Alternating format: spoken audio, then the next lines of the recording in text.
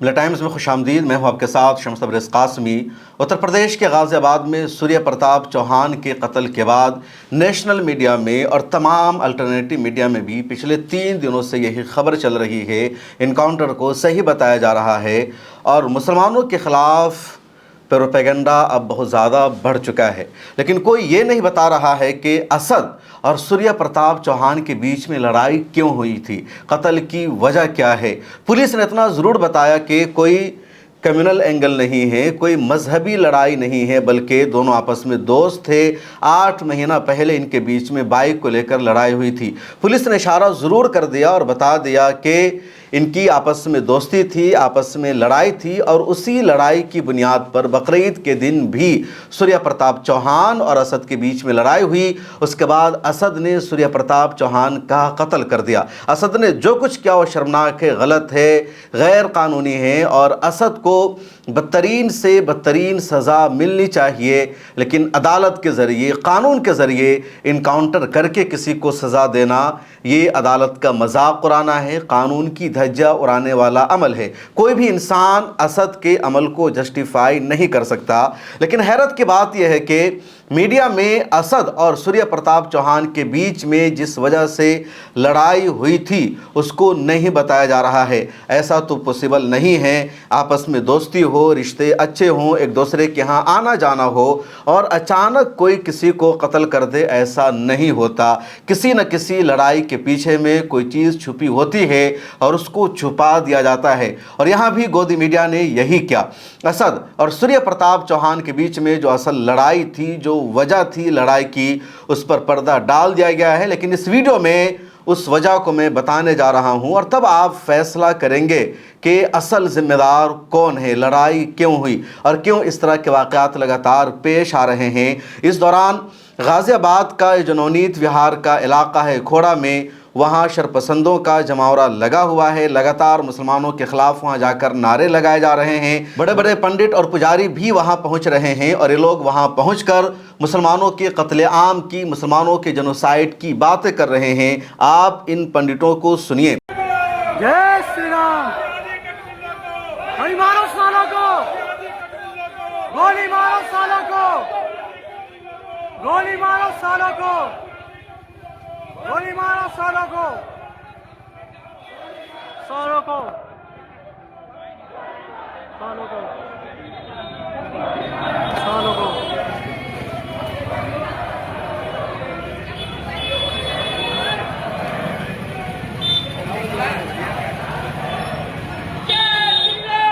آپ نے سنا، یہ لوگ اپنے آپ کو سادھو کہتے ہیں، سنت کہتے ہیں، لمبی لمبی داڑھی ان کے چہرے پر موجود ہے، اور یہ لوگ کس طرح مسلمانوں کو گالیاں دے رہے ہیں۔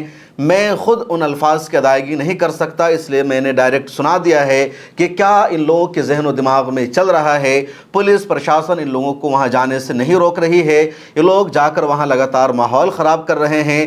بہت سارے یوٹیوبرز جو جرنلزم کے نام پر غنڈہ گردی کرتے ہیں، ماحول خراب کرتے ہیں، وہ لوگ بھی وہاں جا کر وہاں کے لوگوں سے الٹا سیدھا سوال کر رہے ہیں، جبکہ سچائی یہ ہے کہ وہاں کے جتنے مسلمان ہیں، جتنے لوکل ہیں، ہر کوئی اسد کے اس عمل کو غلط بتا رہا ہے، وہ اس قتل کے خلاف ہے، وہ اسد کو مجرم مان رہا ہے۔ ہاں، کچھ لوگوں نے یہ بھی کہا کہ اسد کے گھر کو توڑا جانا یا اسد کا انکاؤنٹر کرنا بھی غلط ہے، عدالت سے فیصلہ ہونا چاہیے۔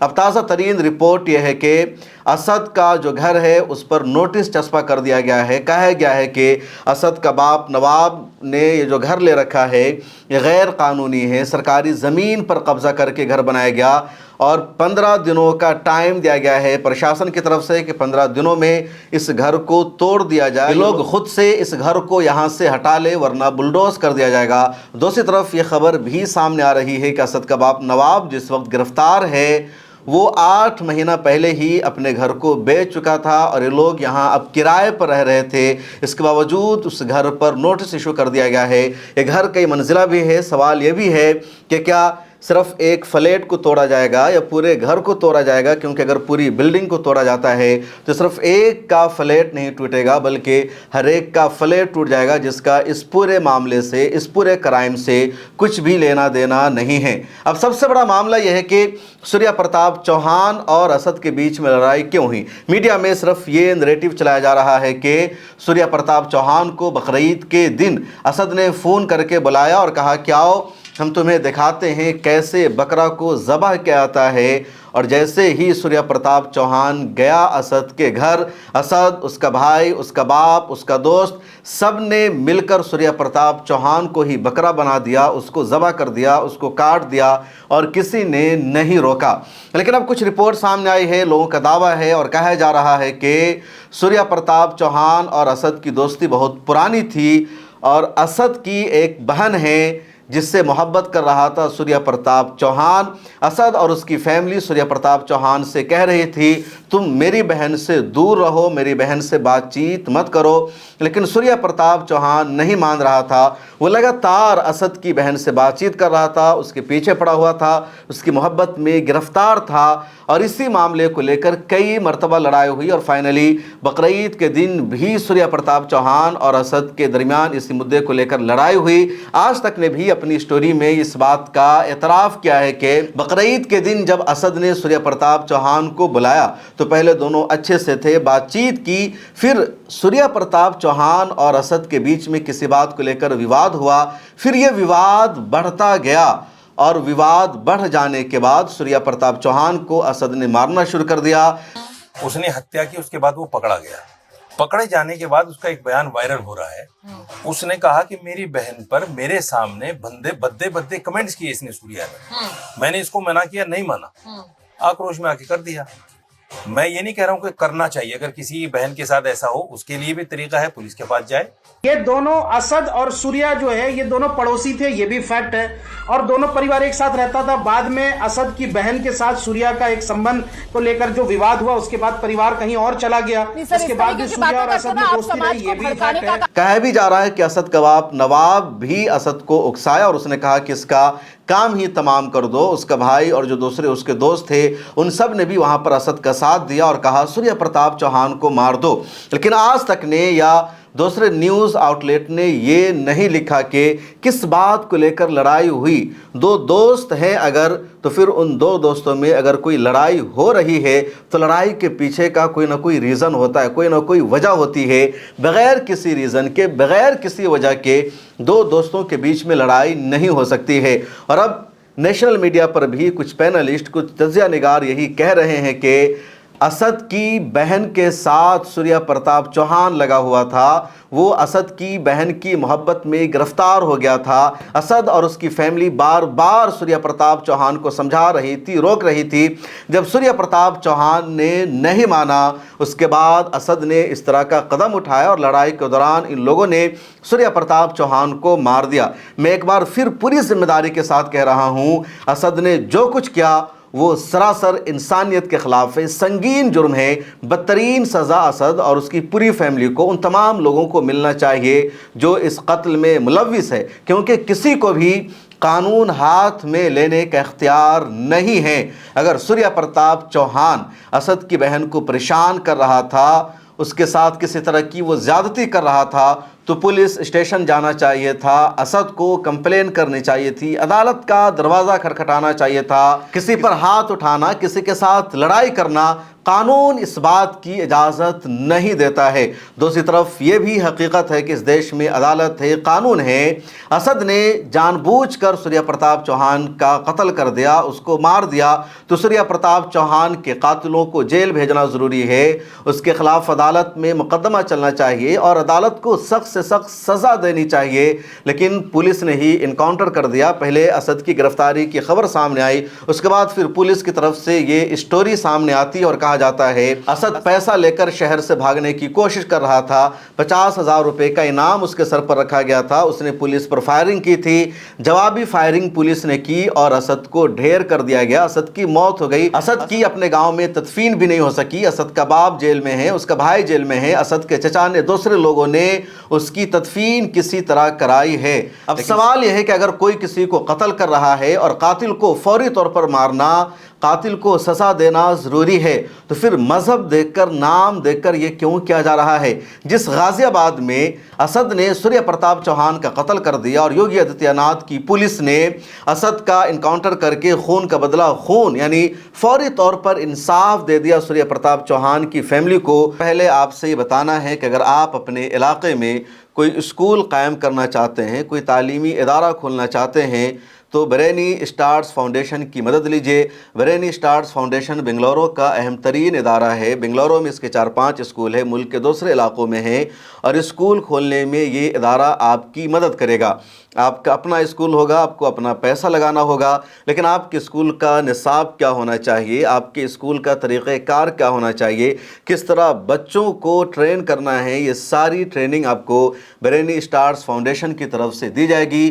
ڈاکٹر ولی حیدر برینی اسٹارز فاؤنڈیشن کے ڈائریکٹر اور چیئرمین ہیں۔ دنیا کے 35-40 ملکوں کا دورہ انہوں نے کر رکھا ہے، اور انہیں اندازہ ہے کہ مونٹیسری میں کس طرح بچوں کو تعلیم دی جائے، کس طرح بچوں کی تربیت کی جائے، کیسے بچوں کو آگے بڑھایا جائے۔ تو آپ یہاں اسکرین پر دیے گئے نمبر پر رابطہ کر لیجئے۔ ڈاکٹر ولی حیدر کی طرف سے آپ کو مکمل سپورٹ ملے گا، ان کی ٹیم آپ کو گائیڈ کرے گی، اور اس سے بہتر موقع آپ کے پاس کچھ اور نہیں ہو سکتا ہے۔ اسی غازی آباد سے ایک اور خبر سامنے آئی، اور اسی دن کا معاملہ ہے۔ چراغ تیاگی نام کے ایک نوجوان کو یش تیاگی نے مار دیا، اس کی جان لے لی۔ یش تیاگی نے اپنے دوستوں کے ساتھ مل کر چراغ تیاگی پر حملہ کر دیا، چراغ تیاگی کو جان سے مار دیا گیا۔ اب یہاں پر چراغ تیاگی کے قاتل، اس کے مجرم یش تیاگی کی ہتیا نہیں کی گئی ہے، اس کا انکاؤنٹر نہیں کیا گیا ہے۔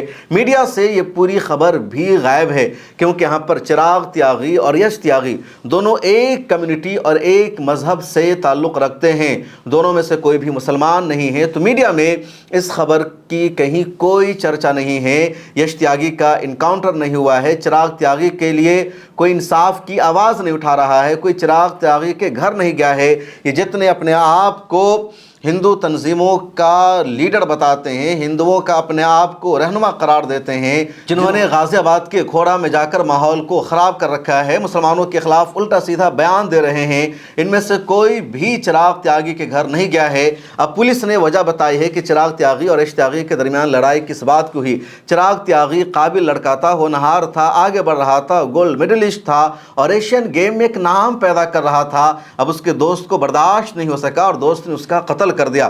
اب یہاں پر چراغ تیاگی، یش تیاگی دونوں آپس میں دوست تھے، لڑائی ہوئی، ایک نے دوسرے کا قتل کر دیا۔ اس لڑائی کے پیچھے، اس قتل کے پیچھے بھی ایک وجہ ہے، اور وہ ہے چراغ تیاگی کا بہت زیادہ مشہور ہو جانا، اس کا قابل ہو جانا، یہ اس کے دوست کو برداشت نہیں ہو سکا۔ اب میڈیا کو یہاں پر تو بتانا چاہیے تھا کہ لڑائی ہوئی اسد اور سوریہ پرتاپ چوہان کے بیچ میں، تو کیوں لڑائی ہوئی، اس وجہ کو چھپایا جا رہا ہے، اس پر پردہ ڈالا جا رہا ہے، جبکہ سچائی وہی ہے جو اب لوگوں نے بولنا شروع کر دیا ہے۔ اسد کا باپ جیل میں بند ہے، وہ میڈیا سے بات چیت نہیں کر سکتا، اس کی فیملی کے لوگ ڈرے ہوئے ہیں، خوف زدہ ہیں، کسی کے اندر اتنی ہمت نہیں ہے کہ میڈیا سے بات چیت کر سکے، صحیح بات رکھ سکے۔ لیکن جو سچائی ہے سامنے آ چکی ہے کہ معاملہ لڑکی کا تھا، اسد کی فیملی نے روکا، سوریہ پرتاپ اس سے باز نہیں آیا، اور پھر نوبت قتل تک آ گئی۔ جہانگیر پوری کا جو معاملہ ہے، اس پر بھی سوال اٹھایا جا رہا ہے کہ ارباز کا قاتل سوربھ ہے۔ اس کے بھائی نے آج بھی ایک مطالبہ کیا ہے کہ آپ سوربھ اور جتنے اس کے ساتھی ہیں، جس نے جہانگیر پوری میں ہمارے بھائی کا قتل کر دیا تھا بچوں کی لڑائی کی بنیاد پر، آپ سوربھ کے گھر کو بلڈوز کر دو، جس طرح ترون ہتیا معاملے میں اتم نگر میں ترون کے جتنے مجرم تھے ان کے گھر کو بلڈوز کیا گیا۔ لیکن جہانگیر پوری میں بھی ایسا نہیں ہو رہا ہے، اس سے پہلے ترلوک پوری میں ایسا نہیں ہوا۔ آج کی تازہ رپورٹ ہے، امر اجالا نے ایک سٹوری شائع کی ہے، کانپور سے سٹے فتح پور کا معاملہ ہے، اور یہ بھی یوپی میں ہوا ہے۔